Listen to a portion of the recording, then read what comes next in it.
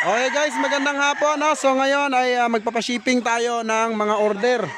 So meron tayong order from Bukidnon, Cagayan de Oro at Pangasinan at Bulacan. So ito yung mga manok nila guys, pakita ko sa inyo. So ito, shout out kay Boss Almart ng Bukidnon. So ito yung manok niya, ayan. Larry Romero sweater. Lahat na kinuha nila guys, mga signature ng GTP. So Boss Almark, ito yung broodstag mo. Ito naman kay Boss Alexander ng Pangasinan. Ayan, buyers OFW. Shout out Boss Alexander, ito yung broodstag mo. Ayan, then ito naman yung mga pulet. So ito, Larry Romero sweater din ito. Guys, same bloodline pero magkaiba ng pamilya. Ito naman yung pulet. Ayan. Puro raptor itong kinuha nila. Ayan. Pugi oh. Then ito pa yung isa. Ayan.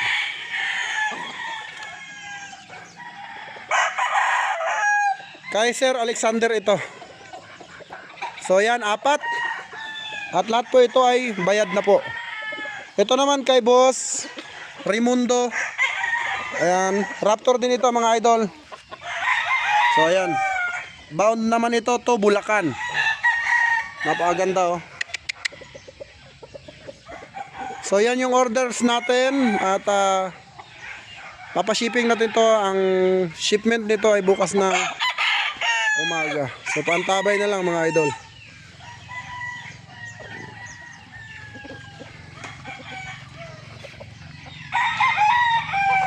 Pogi.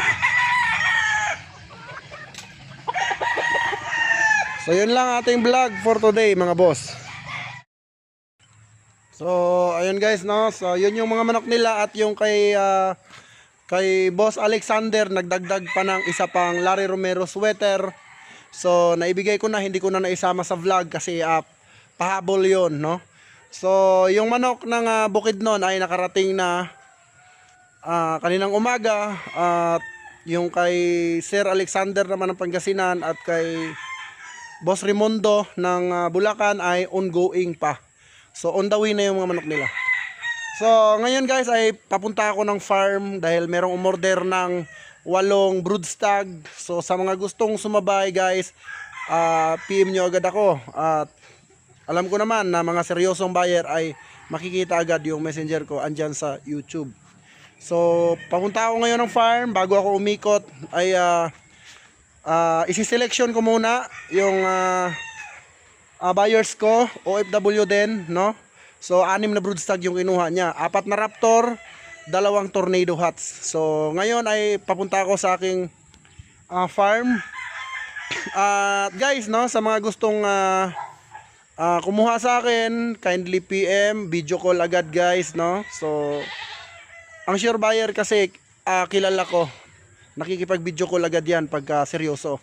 Hindi tulad ng ibang mga buyers na nangihingi ng picture, video, tapos boss kukunin ko na, tapos pagdating ng oras wala rin pala no. Kumbaga bayabas no. Alam ko kasi yung mga bayabas na buyer, alam ko yung mga bias na buyer, at alam ko yung mga sure buyers. Kaya sa mga sure buyers ko, maraming salamat and God bless you mga boss. Tama yung tinatahak nyo na sinunod nyo talaga yung gusto nyo no. Yung nasa puso nyo, yung passion nyo, sundin nyo kasi wala namang ibang makikinabang niyan kundi kayo din no.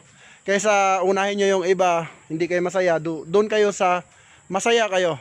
At para naman sa mga bias na buyer at mga kengkoy, open pa rin ako sa inyo, pero huwag kayong umasa na yung hinihiling nyo sa akin na picture, video at sparring ay makukuha nyo.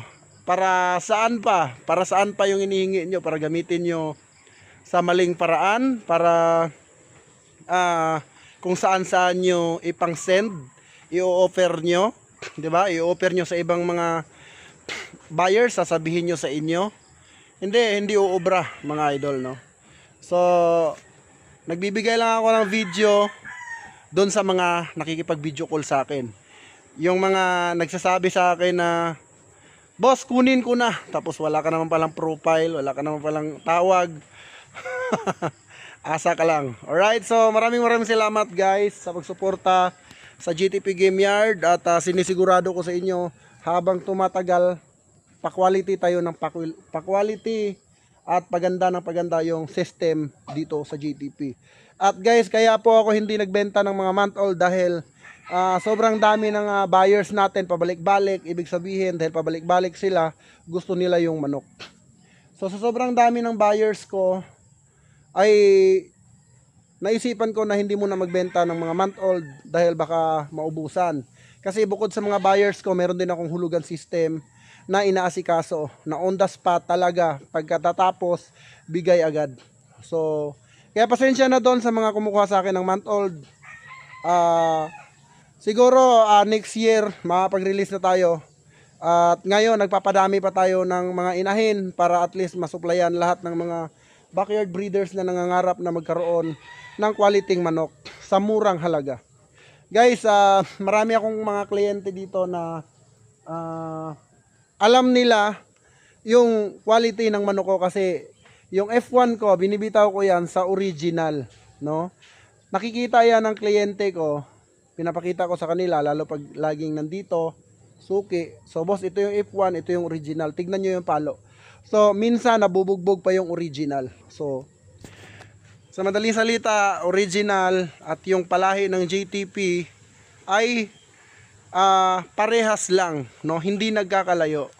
Pero sa presyo, sobrang layo ng agwatan.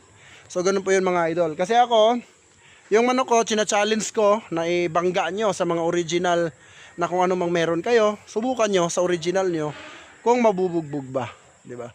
So yun lang guys, maraming salamat and God bless you all. Papunta ako ngayon sa farm.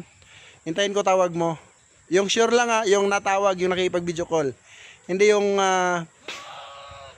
puro puro pangako. Ako naman, hindi naman talaga ako tumatanggap ng mga ganyan. Kumbaga, ako kasi yung seller na pag pinangakuan mo, parang baliwala lang sa akin. Okay, nag-okay lang ako, pero hindi ako maasa. Kasi alam ko sa sarili ko, mura ang manok ko, quality ang manok ko, at bigatin ang materyales ko. So yun lang mga boss. Let's go na sa farm. Dala ko na yung helmet.